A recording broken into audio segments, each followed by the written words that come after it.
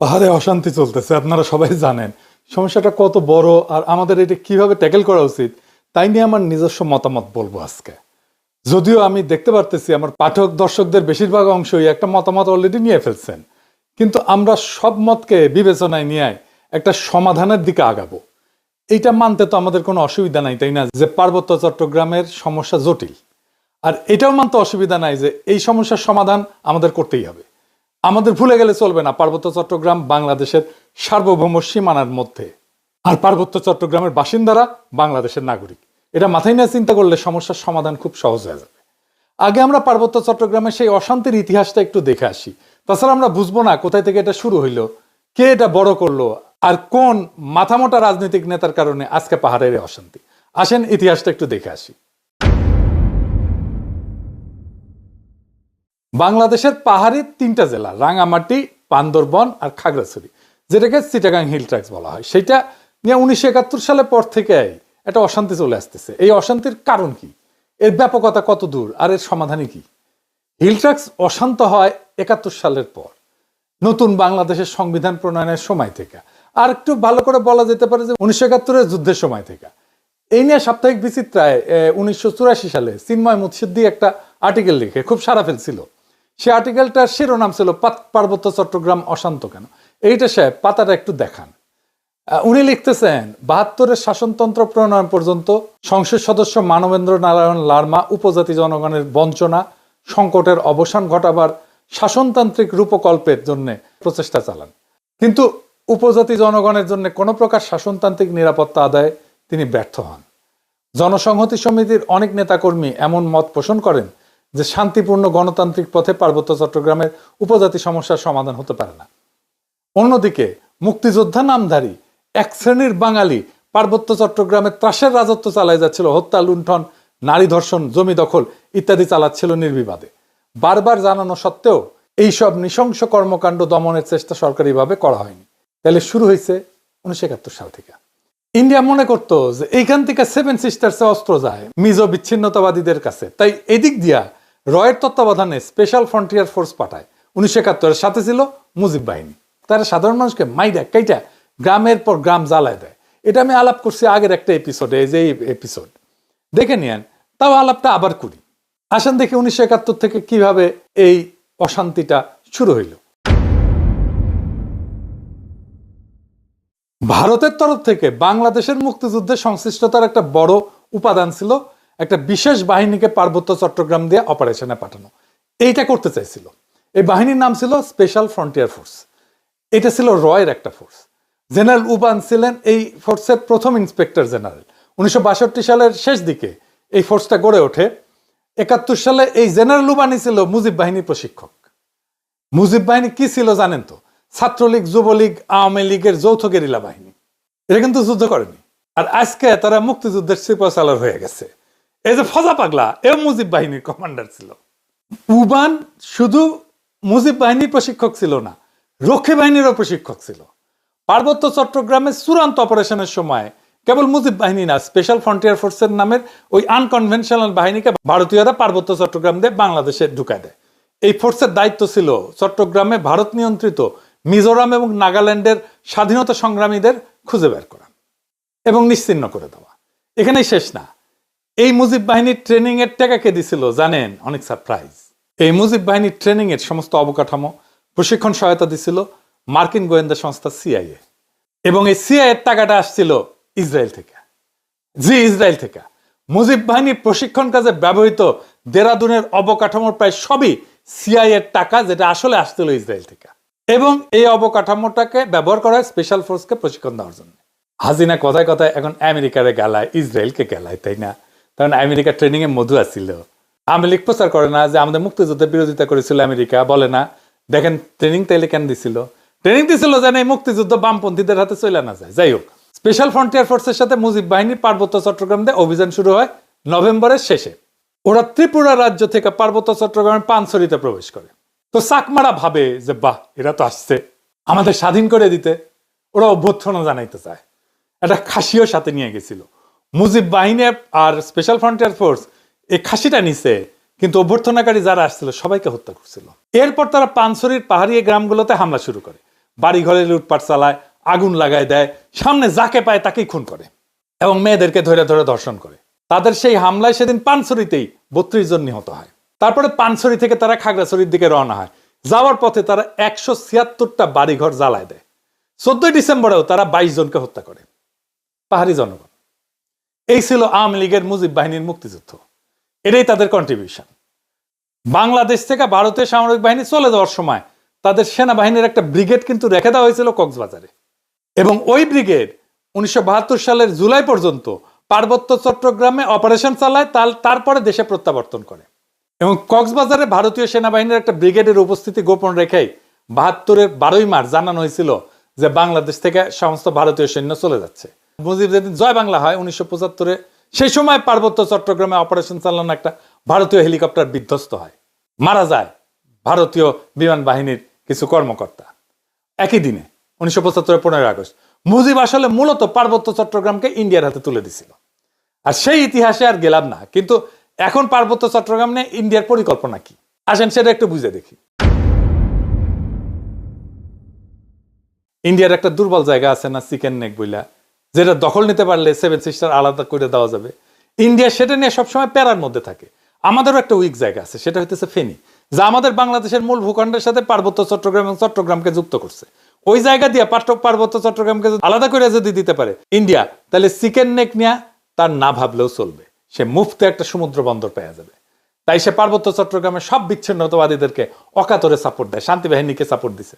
তারা জানে পার্বত্য চট্টগ্রাম যদি বিচ্ছিন্ন হয়ে একটা আলাদা রাষ্ট্র হয়, তাহলে এই ল্যান্ড লক একটা অতি ক্ষুদ্র অল্প জনগোষ্ঠীর ভূখণ্ডে ইন্ডিয়ার উপরে পুরো নির্ভর করা ছাড়া কোনো উপায় নেই। আর ওই অংশটা ইন্ডিয়া খাইয়া ফেলতে কোনো সমস্যা হবে না।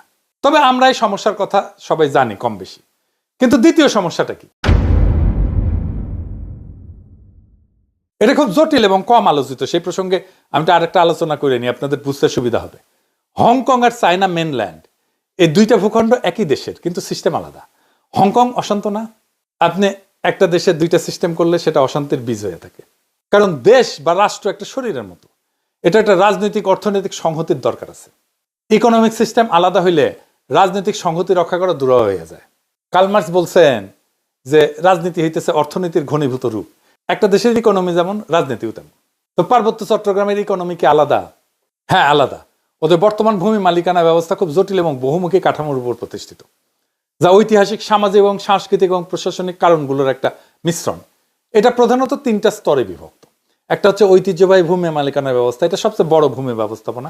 আনুমানিক 50 থেকে 60% জমি ঐতিহ্যবাহী ভূমি ব্যবস্থাপনার মধ্যে পড়ে।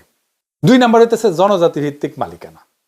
পার্বত্য অঞ্চলের প্রধান জনগোষ্ঠী যেমন চাকমা, মারমা, ত্রিপুরা এবং অন্যান্য উপজাতি গোষ্ঠীগুলো তাদের নিজস্ব ঐতিহ্যবাহী ভূমি ব্যবস্থাপনা পদ্ধতি অনুসরণ করে। এই ব্যবস্থায় জমির মালিকানা সাধারণত পরিবার বা গোষ্ঠীর মধ্যে থাকে এবং এটা মৌখিক ঐতিহ্য এবং নিয়মের ভিত্তিতে পরিচালিত হয়। জমি ভোগ দখল এবং ব্যবহার করার অধিকার আছে, কিন্তু তা প্রায় আইনগতভাবে নথিভুক্ত নয়, কোনো দলিল নাই। 3 নম্বর হইতেছে জুম চাষের জমি। পাহাড়ি অঞ্চলে জুম চাষের জন্য ভূমি ব্যবহার করা হয়, যা স্থানীয় জনজাতির একটা ঐতিহ্যবাহী কৃষি পদ্ধতি। এইখানে জমি ব্যক্তিগত মালিকানার অধীনে না, বরং এটা গোষ্ঠীগত ব্যবস্থাপনায় পরিচালিত হয়। এটা গেল পাহাড়িদের নিজস্ব মালিকানা পদ্ধতি। 2 নম্বর আছে সরকারি ভূমি মালিকানা। এর মধ্যে আছে সরকার ঘোষিত রিজার্ভ বন। পার্বত্য চট্টগ্রামের বড় একটা অংশ রিজার্ভ ফরেস্ট এবং সংরক্ষিত বন হিসেবে ঘোষিত। এই ভূমি বন বিভাগ দিয়ে নিয়ন্ত্রিত এবং এতে চাষাবাদ বা বসতি স্থাপন নিষিদ্ধ। তবে অনেক এলাকায় স্থানীয় জনগণ ঐতিহ্যগতভাবে এই ভূমি ব্যবহার করছে, এটাও কিন্তু ভূমি বিরোধের একটা কারণ। সরকারি প্রকল্প যেমন ধরেন কাপ্তাই লেক এবং বাঁধ প্রকল্পের জন্য ব্যাপক ভূমি অধিগ্রহণ করা হয়েছিল, যা স্থানীয় জনগণের ভূমি হারানোর অন্যতম কারণ হয়ে দাঁড়িয়েছে। আমরা এই প্রসঙ্গে আজকে আর আলোচনা করবো না। এটা আনুমানিক 25 থেকে 30% ভূমি সংরক্ষিত বনাঞ্চলের অধীনে সরকারি ব্যবস্থাপনায় আছে।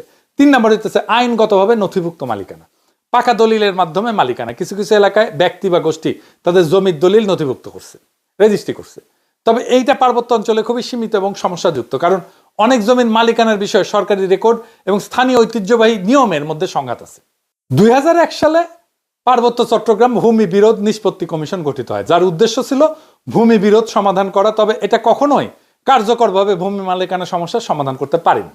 কিছু জমি স্থানীয় বা বাঙালি যারা সেটলার গেছে তাদের ব্যক্তিগত মালিকানায় এটা রেজিস্ট্রেশন হয়েছে। এটা খুবই সীমিত এবং বেশিরভাগ ক্ষেত্রে খুবই সমস্যাজনক।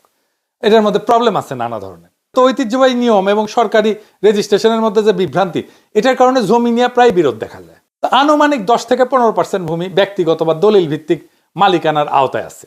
তো এই ভূমি ব্যবস্থার মূল সমস্যাটা কি? পার্বত্য জনগোষ্ঠী তাদের ঐতিহ্যগত নিয়মে জমি ভোগ দখল করলেও তা প্রায়ই সরকারি আইনে স্বীকৃত না।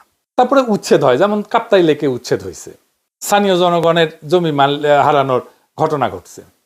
রিজার্ভ বনের যে সিস্টেমটা আছে, এটা সংরক্ষিত বন, এখানে স্থানীয় জনগণ চাষাবাদ করতো ঐতিহ্যগতভাবে। তো এটা নিয়ে সরকারের সাথে একটা বিরোধ লেগে থাকে।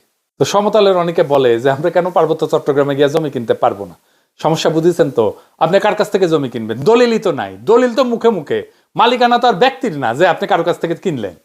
মালিকানা সামাজিক, প্রায় 60% জমির মালিকানা সামাজিক। এই বাস্তবতাটা তো বুঝতে হবে। এই সমস্যার সমাধান কি? ওয়ান কান্ট্রি টু সিস্টেম ব্যবস্থা আমাদের চালাইতে হবে, যতদিন পর্যন্ত না ব্যাপক সংখ্যাগরিষ্ঠ পাহাড়িরা এই সিস্টেম বদলানোর জন্য দাবি না করে। সিস্টেম যদি বদলাইতে হয় পাহাড়ি জনগোষ্ঠীর দাবির ভিত্তিতে বদলাইতে হবে, তা না, তার আগে না। আমরা অভিজ্ঞতা নিতে পারি হংকং, স্কটল্যান্ড, উত্তর আয়ারল্যান্ডের অভিজ্ঞতা। এইটা কইরা ঐতিহ্যবাহী ভূমি ব্যবস্থাকে আইনি স্বীকৃতি দিতে হবে। পুরো পার্বত্য চট্টগ্রামকে আমরা গ্রিন ইকোনমির আওতায় আনতে পারি, তাহলে অর্থনৈতিক উন্নয়ন আর স্বাতন্ত্র্য 2 লক্ষই অর্জিত হবে। পার্বত্য চট্টগ্রামে ব্যাপক অর্থনৈতিক উন্নয়ন করলে, পাহাড়িদের আয় আর জীবনযাত্রার মান বাড়লে বেশিরভাগ সমস্যার সমাধান হয়ে যাবে। আসলে আমাদের সমস্যার মূলে হচ্ছে দারিদ্র্য। এইটা দূর করেন, সব দূর হয়ে যাবে। যাই হোক, আগের আলাপে ফিরে আসি, ওইটাও জরুরি। ওই যে 3টে জেলার কথা বলছি, যে রাঙামাটি, বান্দরবন, খাগড়াছড়ি, এই 3টে জেলা আগে ব্রিটিশ এবং পাকিস্তান আমলে একটা জেলা ছিল, যার নাম ছিল চিটাগাং হিল ট্র্যাক্টস। এই 3টে জেলা অমুসলিম সংখ্যাগরিষ্ঠ হওয়া সত্ত্বেও 1947 সালে স্যার সিরিল র্যাডক্লিফ যে ভাগ করে দিছিল ইন্ডিয়া পাকিস্তান, এই জেলাকে পাকিস্তানকে দিয়ে দেয়। কারণ এই জেলার সাথে ভারতের পার্শ্ববর্তী রাজ্য মিজোরাম আর ত্রিপুরার কোনো স্থল বা নৌ যোগাযোগ ছিল না, এখনো নাই প্রায়, যেটা আছে খুবই সামান্য, এটা উল্লেখ করার মতো না।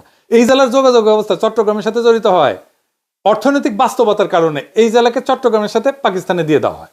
হুদাহুদি এই জেলাকে মিজোরামের সাথে জুড়ে দিয়ে যাতায়াত ব্যবস্থা কাট করে না খাওয়া মরার তো কোনো কারণ নাই। পাকিস্তানে এই জেলাকে দেওয়ার কারণে এখানে কোনো উল্লেখযোগ্য বিদ্রোহ বা আন্দোলন কিছুই হয় না। 1948 সালে কায়েদে আজম মোহাম্মদ আলী জিন্নাহ যখন পূর্ব পাকিস্তানে আসেন, তখন উনি ঢাকায় সফর শেষ করে চট্টগ্রামে যান। সেখানে গেলে হিল ট্র্যাক্টস জেলার বিভিন্ন ট্রাইবাল লিডাররা তার সাথে দেখা করেন। এই ঘটনার বিবরণ চাকমা রাজা ত্রিদীপ রায়ের বই দ্য ডিপার্টেড মেলোডিতে আছে। তো জিন্নাহর সাথে সেই মিটিংয়ে ট্রাইবাল লিডাররা তাদের জন্য অটোনমি দাবি করে একটা প্রস্তাব পেশ করেন। জিন্নাহ সেটা একবার পইরাই অ্যাপ্রুভ করে দেন, অনুমোদন করে দেন, পুরোপুরি একবার পইরা।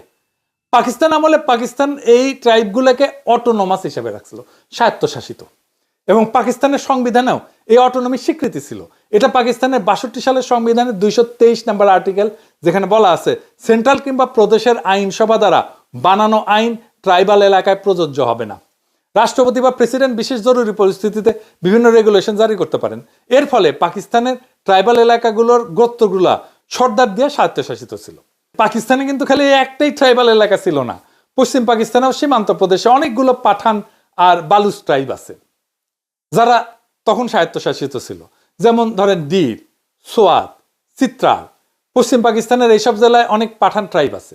পাকিস্তানের সীমান্তবর্তী আরো এলাকা আছে, যেমন ধরেন বাজাউর, তারপরে মোহাম্মদ, তারপরে ওরাকজাই, তারপরে ওয়াজিরিস্তান, তারপরে কুররাম, তারপরে খাইবার, যেখানকার ট্রাইবগুলো সম্পূর্ণ স্বায়ত্তশাসিত ছিল। এই এলাকাকে পাকিস্তানে বলা হয় FATA, ফাটা, মানে ফেডারেলি অ্যাডমিনিস্ট্রেড ট্রাইবাল এজেন্সি। এইটা পাকিস্তানের উত্তর পশ্চিম সীমান্ত প্রদেশের সরকারের জুরিসডিকশনের বাইরে ছিল। এদের জন্য আলাদা পেনাল কোড ছিল, যেখানে গোত্রপতিরা নিজেদের কালচার আর বিচার ব্যবস্থা অনুযায়ী বিচার করে সেটা রায় কার্যকর করতে পারত। সেটার নাম ছিল ফ্রন্টিয়ার ক্রাইমস রেগুলেশন বা FCR। পাকিস্তানের 2018 সালে FATA কে খাইবার পাখতুনখোয়া প্রদেশের সাথে একীভূত করা হয়। তো তাইলে যেইটা পাকিস্তান আমলে শান্ত ছিল, এটা ঝামেলা শুরু হইলো এই উগ্র বাঙালি জাতীয়তাবাদের নাম করে। পাকিস্তান ভাঙার পর থেকে রাজা ত্রিদীপ রায় তার বইতে লিখছে এইসব। বাংলাদেশ পাকিস্তান থেকে বিচ্ছিন্ন হওয়ার পর যখন নতুন সংবিধান প্রণয়ন হচ্ছে, তখন ট্রাইবাল লিডাররা আবার সরহদি বডিগার্ডের সাথে দেখা করে সংবিধানে পাকিস্তানের মতো করে তাদের আগের স্বায়ত্তশাসনের ধারা গ্যারান্টি চায়। তো বডিগার্ড তাদেরকে কি কইছিল জানেন? কি উত্তর দিছিল জানেন না? কইছিল কোনো স্বায়ত্তশাসনের প্রয়োজন নাই, তোরা সব বাঙালি হয়ে যা। বডিগার্ড আর আওয়ামী লীগ যে কি পরিমাণে বুর্বক, বেকুব, মাথা মোটা ফ্যাসিস্ট, এটা তার সামান্য একটা উদাহরণ। কেন তা একটা জাতি বা ট্রাইব তার সবকিছু পাল্টায় বাঙালি হয়ে যাবে?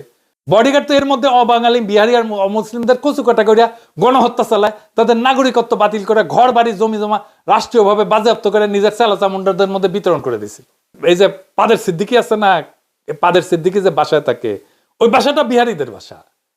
এই যে জিল্লুর রহমান ছিল না, এই যে পাপনের বাপ, ও বাসাটাও বিহারিদের বাসা। সবগুলা আওয়ামী লীগ দখল করে নিয়েছিল। এমনকি এই যে সিপিবির পুরানো পল্টনের অফিস, ওরাও বিহারিদের বাসা ছিল। এরপরে ফ্যাসিস্টদের রুল বুক অনুযায়ী অবাঙালি মুসলমানদের নাজি কনসেন্ট্রেশন ক্যাম্পের মতো করে ক্যাম্পে ঢুকায়। স্বাভাবিকভাবে পাহাড়ি ট্রাইবগুলা এই সমস্ত দেখা প্রমাদ গণে এবং এখান থেকে শুরু হয় অসন্তোষ আর ক্ষোভ। তো মুজিবের আমলে তো আমরা জানি ভারতীয় আর্মি পাঠায়, পাহাড়ে নিজের দাপট বজায় রাখে। এরপর বডিগার্ডের ফুটা হয়ে গেলে 15 আগস্টে, 75-এর 15 আগস্টে ভারত মাতা তার সাপোর্ট উঠায় না। এর ফলে মুজিবের যে বপন করা যে বিদ্বেষ ঘৃণার বীজ, সেটা দিয়ে গাছ তৈরি হয়, সেটা থেকে বাংলাদেশ ভোগা শুরু করে। দুঃখজনক হইলে সত্য যে মুজিব জয় বাংলা হওয়ার পরেও বাংলাদেশে আওয়ামী উগ্র বাঙালি জাতীয়তাবাদের বয়ান জয় বাংলা হয় নাই। এখনো 2025 সালে সেই বয়ানকে আমাদের জয় বাংলা করা লাগতেছে। এর ফলে পরবর্তী কোন শাসকই অবাঙালি বিহারি মুসলমানদের কনসেন্ট্রেশন ক্যাম্প থেকে বের করার উদ্যোগ নেয় নাই, তাদের বাজেয়াপ্ত করা বাড়ি ঘর জমি জমা ফেরত দেওয়ার কোনো উদ্যোগ নেয় নাই। এর ফলে পাহাড়ে অসন্তোষের পলিটিক্যাল সমাধান হয় নাই। এখন আমরা দেখব পাহাড়ে অশান্তির সমাধান কি। আমি আগে একটা গ্রিন ইকোনমিক জোনের আলাপ করছিলাম এপিসোডে, আপনারা দেখছেন। এখন আবার নতুন আলাপ শুরু হয়েছে। এই খবর আপনাদের সবার চোখে পড়ছে যে বাংলাদেশ সেনাবাহিনী পাহাড়ে আরো 250টা ক্যাম্প স্থাপন করতে চায়। তো এটা কি ভালো হবে? এটা কি ভালো কোনো সমাধান? ফেসবুকে তো সবাই খুব বীর বাঙালি হয়ে উত্তেজিত। এইসব নিয়ে উত্তেজিত হওয়ার আগে সামরিক বাস্তবতা বুঝতে হবে। সামরিকভাবে সব সমস্যার সমাধান করা গেলে 1971-এ পাকিস্তান হারতো না। জাস্ট গারপেলি করে মারা খাইছে ইন্ডিয়ার কাছে। কাশ্মীরও ইন্ডিয়া তাহলে ঠান্ডা করে দিত এতদিনে। আফগানিস্তান থেকে, ভিয়েতনাম থেকে আমেরিকা পলাইতো না।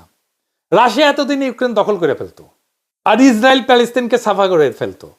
গাজারে সাফা করে ইসরায়েল টিকতে পারতেছে না। আসাদ এখনো টিকে থাকতো ক্ষমতা সিরিয়ার। সবার উপরে কাঁঠাল রানী হাসিনা দিল্লি পলাইতো না। এখানে লাগবে ধৈর্য, দরদ, আন্তরিকতা আর রাজনৈতিক প্রজ্ঞা। রক্ত গরম কইরা প্রচুর উদ্দীপনা তৈরি করা যায়, কিন্তু সমস্যার সমাধান করা যায় না। সেনাবাহিনীর স্ট্রাকচারটা বুঝে দেখি, তাইলে বুঝতে পারবেন যে এই প্রস্তাবটা কতটুকু বাস্তবসম্মত। বাংলাদেশের সেনাবাহিনীতে 10টা ডিভিশন আছে। সেনাবাহিনীর সৈন্যদেরকে ডিভিশন হিসেবে ভাগ করা হয়। এক ডিভিশনে 1500 থেকে 1800 সৈন্য থাকে। একটা ডিভিশনে 3টা ব্রিগেড থাকে। একটা ব্রিগেডে 3000 থেকে 4000 সৈন্য থাকে। তাছাড়া ডিভিশনে আরো সাপোর্টিং ইউনিট থাকে, যেমন artillery, medical core, supply, workshop, আরো ইউনিট থাকে। বাংলাদেশের 10টা ডিভিশনে কোনটার অবস্থান কোথায় সেটা একটু জেনে নেওয়া যাক। যশোরে 55 ডিভিশন, বগুড়াতে 11 ডিভিশন, রংপুরে 66 ডিভিশন, ভারতের পশ্চিমবঙ্গের সাথে সীমান্তেই 3টা ডিভিশন। এরপর উত্তর মেঘালয়ের বিপরীতে টাঙ্গাইলের ঘাটাইলে 19 ডিভিশন আর সিলেটের 17 ডিভিশন। মোট 5টা ডিভিশন গেল। ত্রিপুরার বর্ডারে কুমিল্লাতে আছে 33 ডিভিশন, বার্মার বর্ডারে কক্সবাজারে 10 ডিভিশন, চট্টগ্রামে আছে 24 ডিভিশন। টোটাল 8টা ডিভিশন গেল। দক্ষিণবঙ্গে বরিশালের 7 ডিভিশন আর ঢাকার কাছে সাভারে 9 ডিভিশন। তো পাহাড়ে বাংলাদেশ সামরিক বাহিনীর 24 ডিভিশন নিয়োজিত, যাদের হেডকোয়ার্টার হচ্ছে চট্টগ্রাম ক্যান্টনমেন্ট। চট্টগ্রামে হিল ট্যাক্সের সেনা মোতায়েন করা আছে কিভাবে? চট্টগ্রাম হিল ট্যাক্সে নিয়োজিত আছে 24 ইনফ্যান্ট্রি ডিভিশন এবং এখানে তারা কাউন্টার ইনসার্জেন্সি মুডে পরিচালিত হয়। মানে যুদ্ধ একটা জিনিস আর কাউন্টার ইনসার্জেন্সি আর একটা জিনিস। 1997 সালের চট্টগ্রাম হিল ট্যাক্স শান্তি চুক্তির পর থেকে কাউন্টার ইনসার্জেন্সি পরিভাষাটা আনুষ্ঠানিকভাবে ব্যবহার করা হয় না এবং কার্যক্রমগুলো বর্তমানে কিছুটা প্রতিরক্ষামূলক চরিত্র ধারণ করছে। বর্তমানে 3টা ইনফ্যান্ট্রি ব্রিগেড এবং একটা আর্টিলারি ব্রিগেড মোতায়েন করা আছে হিল ট্যাক্সে। 69 ইনফ্যান্ট্রি ব্রিগেড বান্দরবনে, 203 ইনফ্যান্ট্রি ব্রিগেড খাগড়াছড়িতে আর 305 ইনফ্যান্ট্রি ব্রিগেড রাঙামাটিতে। 24 আর্টিলারি ব্রিগেড আছে গুইমারাতে। তো কাউন্টার ইনসার্জেন্সির কৌশল অনুসারে ব্রিগেডগুলোকে রিজন এবং ব্যাটালিয়নগুলোকে জোনে অভিহিত করা হয়। সাধারণত একটা রিজন একটা জেলার দায়িত্বে থাকে। তবে খাগড়াছড়ি জেলা তুলনামূলক বড় হওয়ায় সেখানে একটা ইনফ্যান্ট্রি ব্রিগেড এবং একটা আর্টিলারি ব্রিগেড মোতায়েন করা আছে। প্রত্যেকটা জোন এক বা একাধিক উপজেলার নিরাপত্তা দায়িত্ব পালন করে, যা এলাকার আকার, নিরাপত্তা পরিস্থিতির উপরে নির্ভরশীল। এবং প্রত্যেকটা জোনে মানে একটা ব্যাটালিয়নে প্রায় 600 থেকে 800 সদস্য থাকে। প্রত্যেক জোন সাবজোনে বিভক্ত থাকে, যেখানে একটা কোম্পানি একটা সাবজোনের দায়িত্বে থাকে। প্রত্যেকটা সাবজোনকে আবার পুনরায় 2 থেকে 3টে ক্যাম্পে বিভক্ত করা হয়। এই প্রেক্ষাপটে চট্টগ্রাম হিলট্র্যাক্সের ব্রিগেড কমান্ডারকে রিজন কমান্ডার, ব্যাটালিয়ন কমান্ডারকে জোন কমান্ডার এবং কোম্পানি কমান্ডারকে সাব জোন কমান্ডার বলা হয়। একটা ক্যাম্পে সাধারণত 30 থেকে 50 জন সেনা সদস্য থাকে এবং একজন অফিসারের দায়িত্বে থাকে। ক্যাম্প সাধারণত একটা প্লাটুনের কিছু বেশি শক্তি দিয়ে গঠিত হয়। সেনা ক্যাম্পের পাশাপাশি চট্টগ্রাম হিলট্র্যাক্সে বিজেপি থাকে, সশস্ত্র পুলিশ থাকে, আনসার বাহিনীর ক্যাম্পও থাকে। নিরাপত্তা কার্যক্রম পরিচালনার ক্ষেত্রে এইসব ক্যাম্প সেনাবাহিনীর অপারেশন কমান্ডের অধীনে থাকে। এই কাউন্টার ইনসার্জেন্সি কার্যক্রমে চিটাগাং হিলট্র্যাক্সের সেনাবাহিনীর মৌলিক ইউনিট হচ্ছে একটা ক্যাম্প। প্রত্যেকটা ক্যাম্পের নির্দিষ্ট দায়িত্বপূর্ণ এলাকা থাকে। ওই এলাকায় তারা নিয়মিত বিশেষ টহল পরিচালনা করে, সড়ক পথের নিরাপত্তা নিশ্চিত করে এবং সামগ্রিক আইন শৃঙ্খলা পরিস্থিতি নিয়ন্ত্রণে রাখে। অন্যদিকে সশস্ত্র পুলিশ এবং আনসার সাধারণত স্থায়ী পোস্ট পরিচালনা করে। তো তাইলে একটা ডিভিশনে আমরা হিসাব করে দেখতে পারি এক প্ল্যাটুনে 30 থেকে 35 জন সৈন্য থাকে। আমাদের 24 ডিভিশনে পুরোটাই পাহাড়ে ডিপ্লয়েড বিভিন্ন ক্যাম্পে। আরো নতুন 250টার মতো ক্যাম্প, মানে 250টা নতুন প্ল্যাটুন লাগবে, তাই না? তা আকাশ থেকে আসবে না। অর্থাৎ এই দাবি মিটাইতে গেলে পাহাড়ের চট্টগ্রামের 24 ডিভিশন ছাড়াও আরো 2টা ডিভিশন ডিপ্লয় করতে হবে। এই ডিভিশন আসবে কোত্থেকে? পাহাড়ে অতিরিক্ত 2টা ডিভিশন মোতায়েন করা মানে ভারতের সাথে আমাদের সীমান্ত থেকে 2টা ডিভিশন পুল আউট করতে হবে, করে সেটাকে পাহাড়ে ডিপ্লয় করা লাগবে। এর ফলে ভারতের সাথে সীমান্ত এলাকায় 2টা সীমান্ত এলাকা খালি হয়ে যাবে, 2টা ডিভিশন খালি, 2টা ক্যান্টনমেন্ট ফাঁকা হয়ে যাবে রে ভাই। এইটা কেমনে আপনারা চিন্তা করলেন? তাও এটা আর্মি থেকে সিদ্ধান্ত দেওয়া হয়েছে, তাও আর্মি থেকে চাওয়া হয়েছে। এটা কোনোভাবে কোনো দূরদর্শী সিদ্ধান্ত না, বরং আত্মঘাতী একটা সিদ্ধান্ত। পাহাড়ে আমাদের যেটা হইতেছে সেটা কত ইনসিগনিফিক্যান্ট, এটা কোনো বড় ধরনের ইনসার্জেন্সিও না। এটা আলাপে একটু পরে আসতেছি। ভারত যদি দেখে যে আমরা এই সামান্য একটুতে হয়েছে সামলাইতে পুরো 3টা ডিভিশন মোতায়েন করছি, তখন ভারত তো পাহাড়ে আরো অশান্তি করবে, 100 গুণ বাড়াই দিবে। তখন হুজুরকে দাবি উঠবে যে পাহাড়ে আরো সেনা মোতায়েন করতে হবে, আমাদের পুরা পাহাড় সেনা দিয়ে ভর্তি হয়ে যাবে। এর ফলে ভারত আমাদের সীমান্তে অবশিষ্ট বাকি 6টা ডিভিশনকে পাহাড়ে মোতায়েন করা লাগবে, পুরা সেনাবাহিনী পাহাড়ে নিয়ে যেতে হবে, সীমানা পুরোপুরি অরক্ষিত করে ফেলা। বাংলাদেশে পুরা সামরিক বাহিনী পাহাড়ের একটা সেকেন্ড মধ্যে ঢুকে যাবে। এটা সামরিক দিক দিয়ে অত্যন্ত একটা ভুল চাল, এবং এটাই চাই ইন্ডিয়া। আর দেখেন সবাই লাফাইতেছে ইন্ডিয়া কিভাবে আমাদের কাঁধে বন্দুক রেখা দেখেন আমাদের উপরে গুলি চালাইতেছে, দেখেছেন? ভয়ে কেউ কিছু কইবে না এটার বিরুদ্ধে, পাবলিক সেন্টিমেন্টের ভয়ে। আমাদের তো মূল সীমানা পাহাড় না, সমতল ভূমি, যেখানে দেশের 98% জমি জমা অর্থনীতি আছে। আমাদের সামরিক প্রতিরক্ষার মূল পলিসি হওয়া উচিত সমতল ভূমি ভারতের আগ্রাসন থেকে রক্ষা করা। চট্টগ্রাম হিলট্র্যাক্সের বাংলাদেশ থেকে বিচ্ছিন্ন হওয়ার সামরিক সম্ভাবনা কি আছে? কোনো সম্ভাবনা নেই, শূন্য। কেন শূন্য? কারণ চট্টগ্রাম হিলট্র্যাক্সের যোগাযোগ ব্যবস্থা পুরোপুরি চট্টগ্রামের সাথে জড়িত, যেখান থেকে খাদ্যদ্রব্য থেকে শুরু করে জীবনযাপনের সবকিছু চট্টগ্রামের রাস্তা দিয়ে ঢুকে। সামরিক বাহিনী চট্টগ্রাম দিয়ে সেখানে যায়। ভারতের সাথে আমাদের হিলট্র্যাক্সের কোনো উল্লেখযোগ্য যোগাযোগ ব্যবস্থা নেই। আপনারা জানেন, আমার আগের এপিসোডে আমি দেখাইছি না, যোগাযোগ ব্যবস্থাতে সামরিক অভিযানের মূল বিষয়। কোন দিক দিয়ে আর্মি আসবে ইন্ডিয়া থেকে? কোথা দিয়ে আসতে পারবে না, কোনো যোগাযোগ ব্যবস্থা নাই। কিছু মেঠো পথ আছে, ওই দিকের সীমান্ত অত্যন্ত দুর্গম হওয়াতে সেখানে বড় কোনো রাস্তাঘাট একদম নাই। এর ফলে ভারতের পক্ষে ওই সীমান্ত দিয়ে হিলট্র্যাক্সের সামরিক অভিযান চালানো একেবারে অসম্ভব কাজ। এটা লজিস্টিক্যাল দিক দিয়ে ভারতের পক্ষে সম্ভব না। ওই দিক দিয়ে ভারতের আর্মির কোনো ট্রাক লট বহর টেনে আনা সম্ভব না। আর ভারতের মিজোরামের সাথে নিজেদের যোগাযোগ ব্যবস্থা দুর্গম। ভারত যদি প্রত্যক্ষভাবে সামরিক আগ্রাসন না চালায়, তাহলে হিলট্র্যাক্সের বিচ্ছিন্ন হওয়ার সম্ভাবনা শূন্যের চেয়েও কম। যদি ভারত অল্প কিছু পদাতিক সৈন্য দিয়ে হামলা করে, যেমন 71 সালে করছিল স্পেশাল ফ্রন্টিয়ার ফোর্স, ওরা কিন্তু কোনো যুদ্ধ করে নাই। মুজিব বাহিনীর সাথে ওরা কিন্তু যুদ্ধ করে নাই, কোনো সামরিক অপারেশন করে নাই, নিরীহ গ্রামবাসীদেরকে মারছে আর লুটপাট করছে। ওইটাকে সামরিকভাবে মোকাবেলা করা আমাদের আর্মির জন্য কোনো ব্যাপারই না। এবার দেখি পাহাড়ে যেটা হইতেছে সেটা কি ইনসার্জেন্সির কোন স্টেজের মধ্যে পড়ে? আমার দেশের প্রতিবেদনে বলা হয়েছে চাঁদানা অপহরণ ও হত্যার সাথে জড়িত ইউপিডিএফ 2009 থেকে এ পর্যন্ত 332 জনকে অপহরণ করছে সংগঠনটা। এর মধ্যে পাহাড়িরাও ছিলেন। সর্বশেষ চট্টগ্রাম বিশ্ববিদ্যালয়ের 5 শিক্ষার্থীকে অপহরণ করার ঘটনা ঘটে। তাদের হাতে 2009 সাল থেকে এই পর্যন্ত 89 জন হত্যার শিকার হয়েছেন। যাদের মধ্যে ক্ষুদ্র নিগোষ্ঠী সদস্য যেমন আছে, তেমনি সেনাবাহিনীর 16 সদস্য আছে। 2009 সাল থেকে এখন পর্যন্ত দীর্ঘ 17 বছরে বিদ্রোহীদের হাতে হত্যার শিকার হয়েছে 89 জন। আর সেনাবাহিনীর কতজন? 16 জন, মাত্র 16 জন। এর চেয়ে বেশি মানুষ ডেঙ্গু, ম্যালেরিয়া, যক্ষা, ডিপথেরিয়া, হুপিং কফ এটাতে মারা গেছে। যারা মারা গেছে আমি তাদের প্রতি সম্মান রেখেই বলতেছি, তাদের আত্মত্যাগকে আমি গভীর শ্রদ্ধা জানাই বলতেছি সবকিছুর একটা তো মাত্রা আছে, মাত্রা জ্ঞান হারায় ফেললে তো মানুষ কাণ্ডজ্ঞান হারায় ফেলে। জাতিসংঘের মিশনে সেনাবাহিনীর 166 জন সদস্য নিহত হয়েছে, 10 গুণেরও বেশি। পাহাড়ে যে ক্রাইম স্ট্যাটিস্টিক্স, সেটা কোনো ইনসার্জেন্সির সংজ্ঞায় পড়ে না। আসল ইনসার্জেন্সি কাকে বলে জানেন? আসেন সেটা দেখি ইনসার্জেন্সি কি। আফগানিস্তানে পশতুন পাঠান ট্রাইবগুলো আমেরিকা এবং নেটোর বিরুদ্ধে যেটা করছে সেটা হইতেছে আসল ইনসার্জেন্সি। সেখানে ক্যাজুয়ালিটি কত হয়েছে শুনবেন? 2001 থেকে 2021 সাল পর্যন্ত এই 20 বছরে আমেরিকা এবং তার মিত্রদের 70,000-এর বেশি সৈন্য মারা গেছে। হ্যাঁ, 70,000-এর বেশি, বছরে গড়ে 3,500।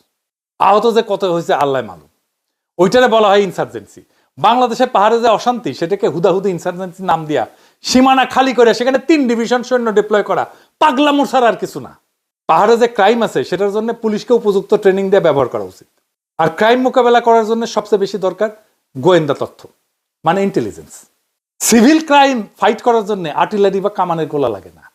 সেনাবাহিনীকে দিয়ে ক্রাইম ফাইট করানো ভুল কাজ। সেনাবাহিনী যদি চোর ডাকাত ধরে আর অন্য দেশের সামরিক বাহিনীর ভারী অস্ত্র ট্যাঙ্ক মোকাবেলা করার প্রশিক্ষণ না নিয়ে রাস্তাঘাটে ডাকাত ধরার জন্য টহল দিতে থাকে, তাহলে তো পুরো সেনাবাহিনী নষ্ট হয়ে যাবে। এসব পুলিশের কাজ।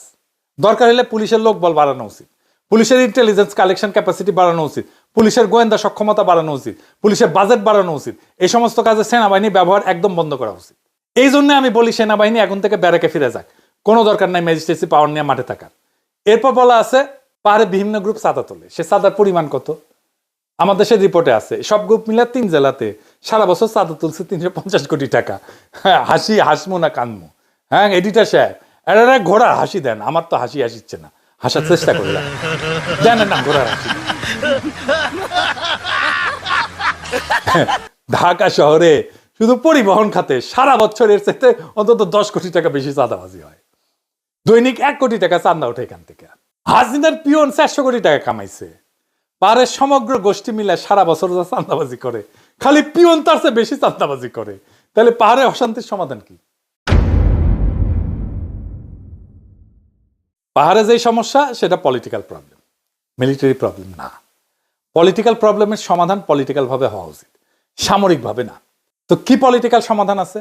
পাকিস্তান আমলের মতো ট্রাইবগুলোকে অটোনমি দিয়ে দেওয়াই সবচেয়ে বেস্ট পলিটিক্যাল সলিউশন। এই অটোনমিকে সাংবিধানিকভাবে স্বীকৃতি দেওয়া উচিত। সংবিধানে পাকিস্তান আমলের মতো এই অটোনমির ব্যাপারে সাংবিধানিক ধারা যোগ করা উচিত। খালি আওয়ামী উগ্র বাঙালি জাতীয়তাবাদের নামে পাহাড়ে এই ট্রাইবগুলার অটোনমি কেড়ে নেওয়ার ছিল অত্যন্ত ফ্যাসিস্ট এবং বোকামিপূর্ণ সিদ্ধান্ত, যেটা আমরা আজও কন্টিনিউ করতেছি। এই আওয়ামী বাঙালি জাতীয়তাবাদী বয়ানের খপ্পরে পইরা আমরা অসংখ্য অবাঙালি মুসলমান বিহারীদেরকে গণহত্যা করে কনসেন্ট্রেশন ক্যাম্পে ঢুকে একদম শেষ করে দিছি। বহুত বাঙালি আনা 54 বছর, এবার থামা উচিত। এই বাঙালি আনা বন্ধ করা উচিত। পাকিস্তান আমলে যখন 2 পাকিস্তানের ট্রাইবগুলো অটোনমাস ছিল, তখন তো পাকিস্তানিরা বলে নাই যে ট্রাইবগুলো বিচ্ছিন্ন হয়ে যাবে। তাদের মধ্যে তো অমূলক ভয় কাজ করে নাই। এই সমস্ত সম্পূর্ণ ভিত্তিহীন কথাবার্তা। আসল স্টেটসম্যানের পরিচয় হচ্ছে এই সমস্ত ব্যাপারকে প্রজ্ঞার সাথে ডিল করা, হুজুগে বা আবেগে না চলা। আর্মি কেমনে 250 ক্যাম্প করার প্রপোজাল দিচ্ছে, এটা আমার মাথায় আসতেছে না। ভারতে যে ব্রিটিশ এম্পায়ার এত বড় ছিল, যেটা ইতিহাসে কেউ করতে পারে নাই। অশোক বলেন, আওরঙ্গজেব বলেন, কেউ এত বড় সাম্রাজ্য শাসন করে নাই। সেই ব্রিটিশ সাম্রাজ্য কত বড় সামরিক বাহিনী দিয়ে রক্ষা করা হইতো জানেন? 1900 সালে সমস্ত ভারতে ব্রিটিশদের ইন্ডিয়ান আর্মির সৈন্য ছিল 2.25 লাখ, যার মধ্যে 74,000 ছিল গোড়া সৈন্য, মানে সাদা চামড়া। বাকি 1.5 লক্ষ ছিল নেটিভ ইন্ডিয়ান সিপাই। ইংরেজদের সাম্রাজ্য বানানোর পিছনে সবচেয়ে বড় কারণ হচ্ছে তাদের স্টেটসম্যানশিপ আর ডিপ্লোমেসি। ইংরেজরা খালি গায়ের জোরে এত বড় সাম্রাজ্য বানায় নাই, তারা অসংখ্য নেটিভ রাজ্য, নেটিভ ট্রাইবকে সম্পূর্ণ অটোনমি দিয়ে রাখছিল, যাদেরকে প্রিন্সলি স্টেট বলা হইতো। এদের সংখ্যা ছিল 565টা। বড় কিছু রাজ্য ছিল যেমন হায়দ্রাবাদ, মহীশূর, জম্মু কাশ্মীর, গোয়ালিয়র, ভোপাল। ছোট ছোট অসংখ্য রাজ্যও ছিল। আমাদের এইদিকে ছিল ত্রিপুরা আর কুচবিহার। এরকম প্রিন্সলি স্টেট ছিল। ইংরেজরা খালি এদের পররাষ্ট্রনীতি আর প্রতিরক্ষার দায়িত্ব ছিল, বাকি সবকিছুর দায়িত্ব নেটিভ রাজ্যগুলো নিজেরা নিজেদের মতো করে নিজেদের প্রথা অনুযায়ী কর তুইলা সেইটা নিজেরাই খরচ করত। ইংরেজরা এই সমস্ত রাজ্য থেকে কোনো কর নিত না, খুব সামান্য ইনসিগনিফিকেন্ট পরিমাণে একটা ট্রিবিউট নিত। তা আমি জানি এখন আপনারা এখন বলবেন যে এতদিন যে জানতাম ইংরেজরা দেশীয় রাজ্য থেকে কর তুলতো, বলিউডে লাগান বলে একটা সিনেমা হয়েছে না, এই যে কর তোলা নিয়ে ক্রিকেট খেলা, আমির খান ছক্কা মেয়েরা ম্যাচ জিতায়, হ্যাঁ, এইসব বলিউডের গালগপ্প। বাস্তবে ব্রিটিশ ভারতে ইংরেজ সরকারের রাজস্ব কর তুলতো নিজেদের সরাসরি শাসন করা 11টা প্রদেশ থেকে মাত্র। সেটা দিয়ে ইংরেজরা সারা ভারতের সমস্ত খরচ চালাইতো। স্যার যদুনাথ সরকারের একটা বই আছে, ইকোনমিক্স অফ ব্রিটিশ ইন্ডিয়া নামে। সেইখানে 1913 সালের বাজেটের একটা স্টেটমেন্ট দেওয়া আছে। ইংরেজদের রাজস্বের প্রধান খাত ছিল ভূমিকর, প্রায় 33%। এরপরে 28% আসতো কাস্টমস আর এক্সাইজ থেকে, মানে আকবরি শুল্ক থেকে। 17% আসতো রেল আর স্ট্যাম্প ডিউটি থেকে। আর 80% রাজস্বই 5টা খাত থেকে আসতো। লবণের উপরে একটা কর ছিল, এটা নিয়ে আবার আন্দোলন হয়েছিল। যাই হোক, সেইখান থেকে বছরে 4.5 কোটি রুপির একটু বেশি রাজস্ব আসতো, 5% মতো। এছাড়া বনভূমি থেকে কিছু ইনকাম ছিল। ইনকাম ট্যাক্স খুব সামান্য ছিল, আজকালকার মতো ইনকাম ট্যাক্সের বালাই ছিল না, ভ্যাটও ছিল না। প্রিন্সলি স্টেট থেকে যে ট্রিবিউট নিত, এইটা 61 লাখ রুপি মাত্র, অর্থাৎ রাজস্বের 1%-এরও কম। বছরে এই 86 কোটি রুপি দিয়াই ইংরেজ সরকার সারা ভারতবর্ষে তাদের সাম্রাজ্য মেনটেন করত, প্রতিরক্ষা মেনটেন করত, সিভিল প্রশাসনের খরচ সহ। বাজেট প্রায় ব্যালেন্স থাকতো, মানে অতিরিক্ত থাকতো। 1913 সালের খরচের হিসাব আছে বইতে, দেখেন। আসল পয়েন্ট হইতেছে প্রবল পরাক্রমশালী ইংরেজ সরকার, মহারানী ভিক্টোরিয়া, পাকিস্তানি সরকার, আইয়ুব খান, এরা যদি ট্রাইবগুলোকে অটোনমি দিতে পারে কোনো ধরনের অমূলক ভিত্তিহীন ভয় ছাড়া, তাহলে বাঙ্গুদের সমস্যা কোথায়? সমস্যা আসলে কোথাও না। সমস্যা হচ্ছে বাঙ্গুদের উগ্র বাঙালি জাতীয়তাবাদী বয়ান। এটা মাথা থেকে ঝাইরা ফেললে সব সমস্যার সমাধান আছে। পাহাড়ের ট্রাইবগুলোকে অটোনমি দিয়ে এম্পাওয়ার করে তাদের নিজস্ব ইনস্টিটিউট করতে দেওয়াই সবচেয়ে বেস্ট সমাধান। আপনি দেখেন না, সমতলে এমন কোনো নেতা নাই যাদেরকে পাহাড়িরা বিশ্বাস করে। এটা তো বড় সমস্যা। পাহাড়ের ট্যুরিজম থেকে যে রাজস্ব আসে, সেটা সম্পূর্ণ পাহাড়ি ট্রাইবগুলোর কাছে চলে যাওয়া উচিত। তাহলে তারা নিজেদের অর্থনীতির স্বার্থে ট্যুরিজম প্রমোট করবে, আর সেখানকার আইন শৃঙ্খলা নিজেদের পুলিশ দিয়ে রক্ষা করবে। ব্রিটিশ ভারতের প্রিন্সলি স্টেটগুলো নিজেদের পুলিশ, আইন শৃঙ্খলা বাহিনী দিয়া নিজেদের রাজ্যের ভিতরে আইন শৃঙ্খলা মেনটেন করত। কখনো কোনো সাহেব বা ভারতীয় ট্যুর করতে যায় সমস্যা হয় না জীবনে। সাহেব মেম সাহেবরা 1-2 নির্ভয়ে সারা ভারতবর্ষ চড়ে বেড়াতো, শিকার করতো। তাদের নেটিভ রাজ্যগুলোতে কখনোই আইন শৃঙ্খলা নিয়ে কোনো ধরনের সমস্যা ফেস করতে হয় নাই তো। জম্মু কাশ্মীর রাজ্য যেখানে অনেক ট্যুরিজম ছিল, সেটা শাসন করতো ডোগরা বংশীয় রাজারা। ইংরেজ সরকারের কোনো সৈন্য সেখানে ছিল না। কাজেই পাহাড়ি ট্রাইবগুলোর অটোনমি সেখানকার ট্যুরিজমের জন্য অত্যন্ত সহায়ক হবে, আর সেটাকে তারা নিজেরাই নিরাপদ করে তুলবে। সবশেষে আসি জমি জমার ব্যাপারে। যেহেতু পাহাড়িদের জমি ব্যবস্থাপনা আলাদা, এটা ডিস্টার্ব করা উচিত হবে না। কাশ্মীর যখন ভারতে যোগ দিছিল, কাশ্মীরের অটোনমির জন্য ভারতের সংবিধানে 370 আর্টিকেল ছিল। এর ফলে কাশ্মীরিরা নিজেদের জন্য অতিরিক্ত আইন বানাইতে পারত, যেটা ভারতের অন্য নাগরিকদের বিভিন্ন অধিকারকে ওভাররাইড করত। যেহেতু কাশ্মীরের ডেমোগ্রাফিক্সের পরিবর্তন একটা বড় একটা এক্সপ্লোসিভ রাজনৈতিক ইস্যু, তাই কাশ্মীরিরা আইন করেছিল যে ভারতের বাইরে অন্য রাজ্যের মানুষ কাশ্মীরে এসে জমি জমা কিনতে পারবে না। কাশ্মীরের মুসলমানদের যৌক্তিক ভয় ছিল যে তা না হলে ভারতের অন্য রাজ্য থেকে হিন্দু মাইগ্রেট করে কাশ্মীরের ডেমোগ্রাফিতে মুসলমান সংখ্যাগরিষ্ঠ থেকে সংখ্যালঘু বানায় ফেলবে। হিন্দুত্ববাদী বিজেপি আর মোদী এই জন্যই ক্ষমতায় এসে 2019 সালে ভারতের সংবিধানে এই আর্টিকেল 370 বাতিল করে দেয়। ফলে কাশ্মীর উপত্যকা বিক্ষোভে উত্তাল হয়ে পড়ে। ভারত পুরা 1.5 বছর কাশ্মীরের লকডাউন, যোগাযোগ ব্ল্যাকআউট আর ইন্টারনেট সংযোগ বন্ধ করে রাখছিল। আমরা কি মোদীর মতো হব? কাশ্মীর যেভাবে ঠান্ডা করতে চাই, আমরা সেভাবে পার্বত্য চট্টগ্রাম ঠান্ডা করতে চাই? আমাদের পাহাড়ের জন্য বেস্ট সমাধান হচ্ছে পাহাড়ি ট্রাইবগুলোকে অটোনমি দেওয়া, ট্যুরিজম সহ বিভিন্ন রাজস্ব পুরোটাই তাদেরকে দিয়ে দেওয়া, তাদের দিয়েই লোকাল আইন শৃঙ্খলা মেনটেন করানো, আর পাহাড়িদের ভূমি ব্যবস্থাপনার রাষ্ট্রীয় স্বীকৃতি দেওয়া, 1 country 2 system। পার্বত্য চট্টগ্রামের সংকট এটা সামরিক না, একেবারেই রাজনৈতিক। ইতিহাস, অর্থনীতি আর সামাজিক বাস্তবতা প্রমাণ করে দিছে যে বন্দুক দিয়া পাহাড়ে শান্তি আনা যাবে না, যায়নি এতদিন, বরং সেটা অশান্তিকে দীর্ঘস্থায়ী করছে। সমাধান লুকায় আছে পারস্পরিক শ্রদ্ধা, রাজনৈতিক প্রজ্ঞা আর ন্যায্য স্বীকৃতির মধ্যে। আমাদের সামনে 2টা পথ খোলা আছে। একদিকে উগ্র জাতীয়তাবাদী হুজুগ, যা কেবল নতুন ক্ষত তৈরি করবে। অন্যদিকে প্রজ্ঞার পথ, যেখানে পাহাড়ি জনগোষ্ঠীর ঐতিহ্য এবং স্বায়ত্ত শাসনকে সাংবিধানিক মর্যাদা দিয়া রাষ্ট্রকে আরো শক্তিশালী করা সম্ভব। যদি আমরা ব্রিটিশ আমল, পাকিস্তান আমল কিংবা বৈশ্বিক উদাহরণ থেকে শিক্ষা নেই, তাহলে বুঝবো অটোনমি মানে বিচ্ছিন্নতা না, বরং সেটাই টেকসই শান্তি এবং উন্নয়নের নিশ্চয়তা। 1970-এর নির্বাচনে বাঙালিরা অটোনমি চাইছিল পাকিস্তানের কাছ থেকে, সেইটা দিলে পাকিস্তান ভাঙত না। তাই এখন প্রয়োজন সাহসী নেতৃত্বের, যারা আবেগ না দূরদর্শী কৌশল দিয়ে আগাবে। পাহাড়ি বাঙালি মিলেই যদি আমরা 1 দেশ 2 ব্যবস্থা মডেলে আস্থা রাখি, তবে গ্রিন ইকোনমি, পর্যটন, শিক্ষা, স্বনির্ভরতার পথে নতুন দিগন্ত উন্মোচিত হবে। পাহাড়কে জয় করার জন্য সেনা না, দরকার আস্থা এবং শান্তির পথ তৈরি করার। গুলি না, দরকার রাজনৈতিক প্রজ্ঞার ভালোবাসা। এই পথে হাঁটলেই পাহাড়ে অশান্তি মিলায় যাবে, আর বাংলাদেশ সত্যিকার অর্থেই একটা সমন্বিত, ন্যায়ভিত্তিক, ইনসাফপূর্ণ, শক্তিশালী রাষ্ট্র হিসেবে দাঁড়াবে। ইনকিলাব জিন্দাবাদ।